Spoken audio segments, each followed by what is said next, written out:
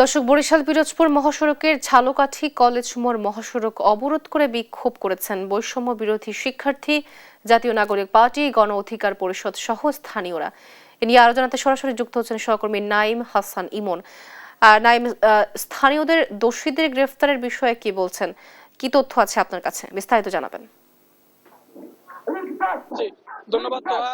দেখতে পাচ্ছেন আমি রয়েছি এই মুহূর্তে ঝালকাঠির যে কলেজ মোড় এরিয়াটি, এই বরিশাল পিরোজপুর আঞ্চলিক মহাসড়কের এই কলেজ মোড় এরিয়াতে এই ঝালকাঠির যে উসমান হাদি যে নিজ জেলার মানুষেরা জুমার নামাজের পর থেকে তারা এই মহাসড়কটি অবরোধ করে রেখেছেন। আপনারা দেখতে পাচ্ছেন যে মহাসড়কটি তারা টায়ার জ্বালিয়ে এবং দুই পাশে তারা বাঁশ দিয়ে অবরোধ করে রেখেছে এবং দুই সাইডে গাড়ি, অসংখ্য গাড়ি সারিবদ্ধ রয়েছে। আমরা একটু যুক্ত করতে চাচ্ছি এখানে একজনের সাথে। আমরা জানতে চাচ্ছি যে আসলে আপনারা এইখান থেকে কি বার্তা দিতে চাচ্ছেন।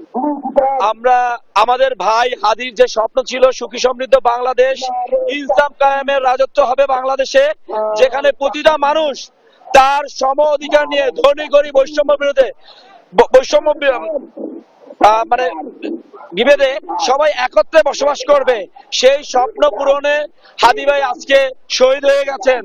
কিন্তু আমরা তার স্বপ্ন পূরণ না করা পর্যন্ত আমরা ইনশাল্লাহ ইনসাফ কায়েমের বাংলাদেশ যতদিন না পর্যন্ত গঠন হবে ততদিন পর্যন্ত জুলাই যোদ্ধারা মাঠে থাকবে, ইনসাফ কায়েম করে এই মাঠ থেকে উঠবে ইনশাল্লাহ।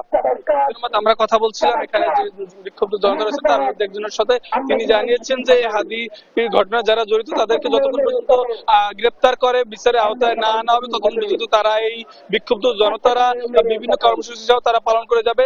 আপনারা দেখতে পাচ্ছেন যে এই যে ঝালকাঠির বরিশাল পিরোজপুর আঞ্চলিক মহাসড়কটি তারা এই বিক্ষুব্ধ জনতারা দুই পাশে বাঁশ দিয়ে আটকিয়ে রেখেছে। শুধুমাত্র জরুরি যে গাড়ি সেবা রয়েছে অ্যাম্বুলেন্স, সেই অ্যাম্বুলেন্স যেতে দিচ্ছে, এছাড়া অন্য সব যে সকল যানবাহন রয়েছে সেই সকল যানবাহন যেতে দিচ্ছে না।